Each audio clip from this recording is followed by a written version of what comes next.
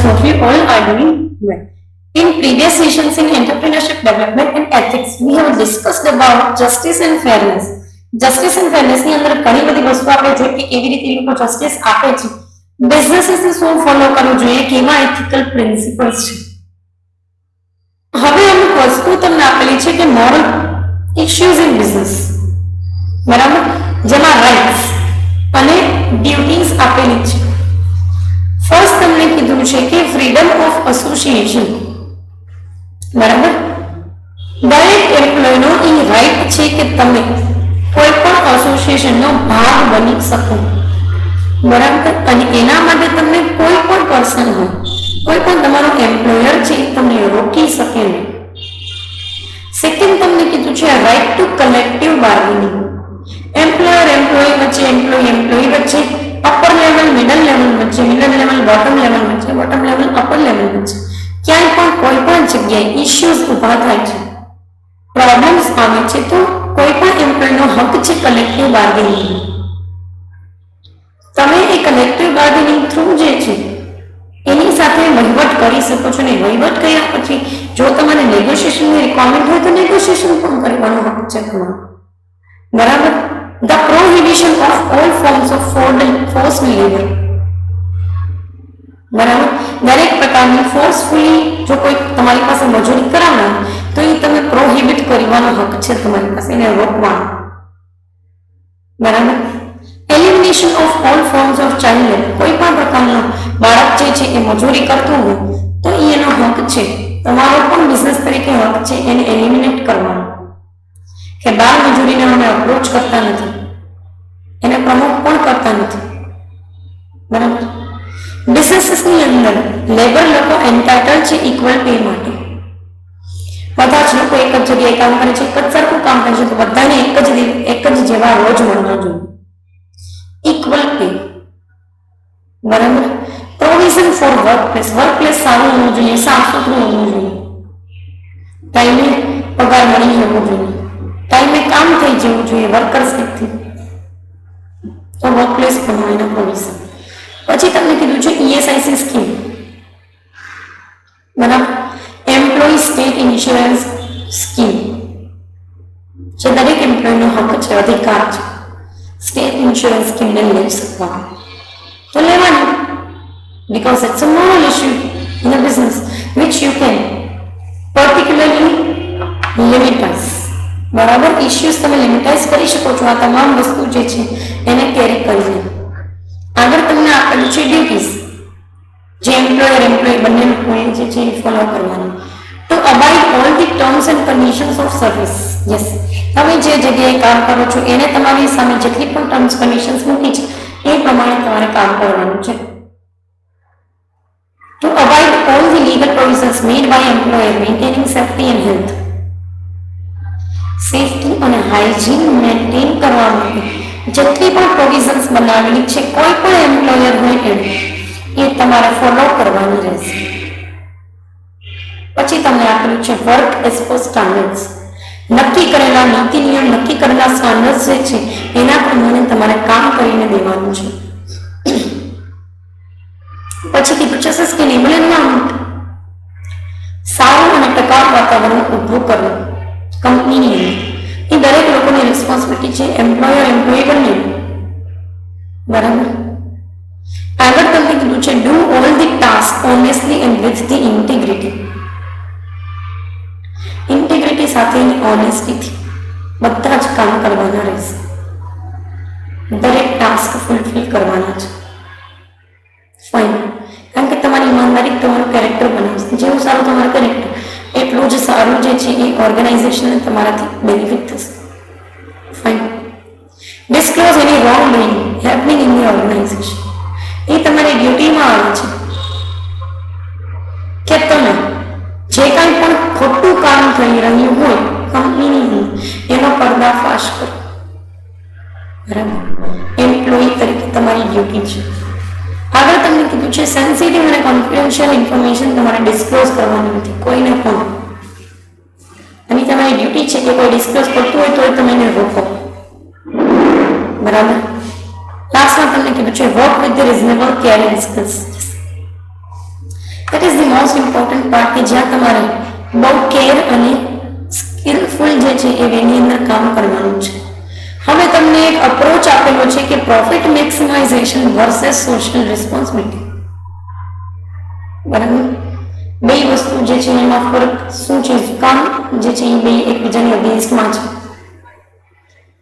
પહેલી લાઈન તમને એવી કીધી છે કે જ્યારે ક્યારે પણ કોઈ પણ પર્સન પોતાનો બિઝનેસ સ્ટાર્ટ કરે, પહેલી વસ્તુ એ પર્સન જે છે એના માઇન્ડમાં એ આવશે કે મેક્સિમમ પ્રોફિટ કેવી રીતે અર્ન કરવું, વધારેમાં વધારે પ્રોફિટ કેવી રીતે લઈ શકાય. અને સોસાયટી જે છે એ કંપની પાસેથી એવું એક્સપેક્ટ કરે છે કે બેસ્ટ ક્વોલિટીને રીઝનેબલ પ્રાઇસમાં પ્રોડક્ટ આપે. હવે સોશિયલ રિસ્પોન્સિબિલિટીનો કોન્સેપ્ટ જે છે એ શું કામ ઇમર્જ થયો છે એ તમને કહે છે. તો કે એટલા માટે થયો છે કે બિઝનેસ ફર્મ જે છે એ કોઈ પણ સોસાયટલ એક્સપેક્ટેશનને ફૂલફિલ નથી કરતો. અને આજે તમે સોસાયટલ એક્સપેક્ટેશનને ફૂલફિલ નથી કરતા એનો સીધો સાધો મતલબ એવો થાય છે કે તમે સોસાયટી સાથે કન્સર્ન નથી. તમે સોસાયટી સાથે કન્સર્ન નથી અને તમે એના માટે કંઈ કરશો પણ નહીં. બરાબર, તો આના માટે પાછી બે વસ્તુ એ લોકોએ ડિસ્કસ કરી છે. એક તો સોશિયલ રિસ્પોન્સિબિલિટી જે છે એના અગેન્સ્ટમાં આર્ગ્યુમેન્ટ, અને બીજી આર્ગ્યુમેન્ટ જે છે એ છે સોશિયલ રિસ્પોન્સિબિલિટીની ફેવરમાં. તો પહેલા તમને પ્રોફેસર ફ્રીડમેન એવું કહે છે કે સોશિયલ મેટર્સ જે છે ને એ ઇમિડિયેટ કન્સર્ન નથી બિઝનેસ પીપલ. એ વાત સાચી છે, બરાબર, કારણ કે આજે કોઈ પણ બિઝનેસનું કામ છે ઇકોનોમી માટે પ્રોફિટ જનરેટ કરવાનું, ઇકોનોમીને એ પ્રોફિટમાંથી ફાયદો થાય એવું કરવાનું, નહીં કે સોશિયલ રિસ્પોન્સિબિલિટી કરવાનું. અને બેઝિકલી સોશિયલ રિસ્પોન્સિબિલિટી કરવાનું ગવર્મેન્ટનું કામ છે એવું આ લોકો કહે છે. બેઝિકલી અકોર્ડિંગ ટુ રૂલ એ વાત બહુ સાચી છે, એ સરકારનું જ કામ છે સોશિયલ વેલફેર કરવાનું. બિઝનેસનું કામ નથી તો એને બિઝનેસ કહેવાય નહીં. બરાબર, તો એવું પ્રોફેસર ફ્રીડમેનનું કહેવું છે. આગળ તમને કીધું છે management can use its power dangerously. Yes, આજે દરેક વસ્તુ જો બિઝનેસીસના હાથમાં આવી છે તો એ લોકો આ પાવર્સનો યુઝ જે છે ખોટી રીતે પણ કરી શકે છે, જરૂર નથી સાચી રીતે જ કરીએ. એટલે તમે ઇકોનોમિક પાવર્સ એ લોકોને આપ્યા છે, ઇન્ડસ્ટ્રીયલ પાવર્સ આપ્યા છે. હવે એ લોકો સોસાયટલ પાવર્સ આપવામાં આવે તો એ લોકો સોસાયટીને પોતાના અકોર્ડિંગ ચલાવવાનું, જે સરકાર માટે ખતરો છે, ખોટી વસ્તુ છે. એટલે આગળ તમને કીધું છે કે business is not equipped to handle social activities. Business જે છે એ સોશિયલ એક્ટિવિટીને હેન્ડલ કરવા માટે ઇક્વિપ કરવામાં નથી આવેલ, એટલે કે બનાવવામાં નથી આવેલ.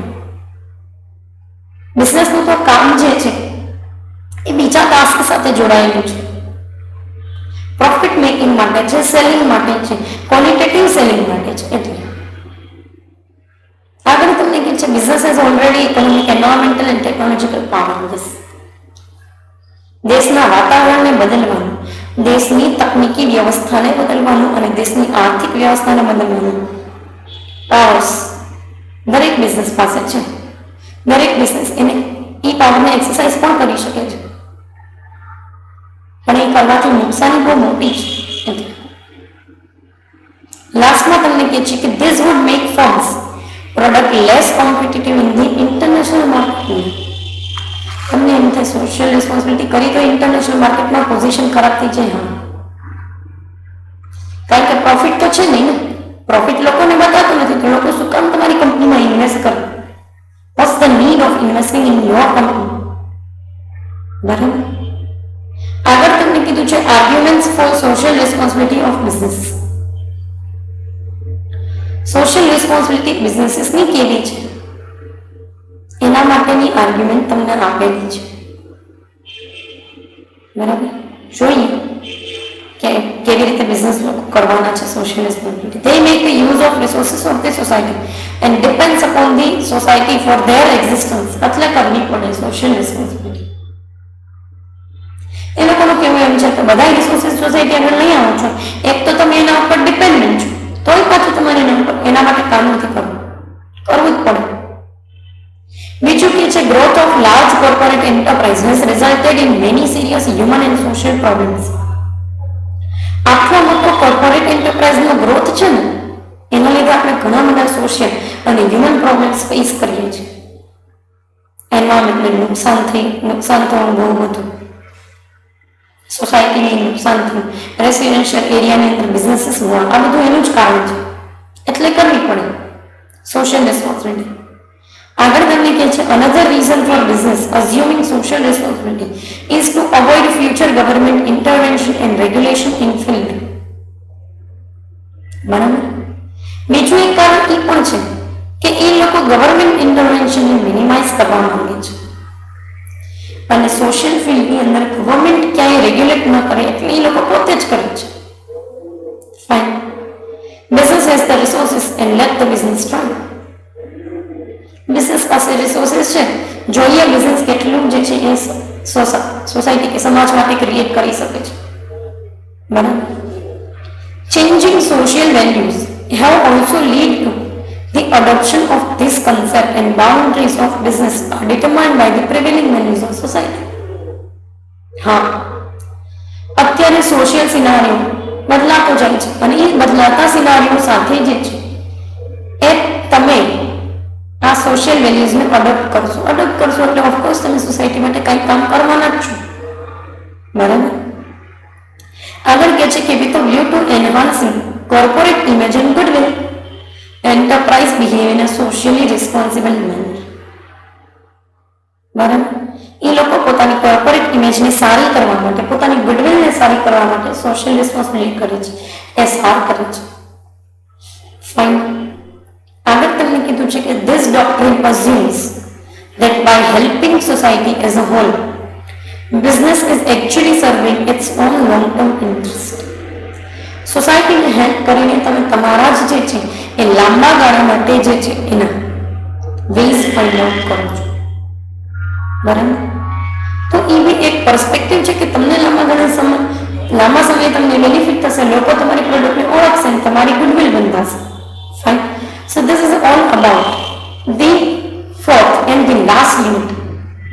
બરાબર. જે તમને આપેલું છે ethics and in its principles or we can say that introduction to ethics. બરાબર. અહીંયા તમારું ફોર્થ યુનિટ જે છે એ કમ્પ્લીટ થાય છે અને એની સાથે સાથે તમારું syllabus entrepreneurship development and ethics એ પણ કમ્પ્લીટ થાય છે. તો this is all about this particular subject. ફરી પાછા બીજા સબ્જેક્ટ માટેના ટોપિક્સ જે છે એ ડિસ્કસ કરીશું. Thank you so much.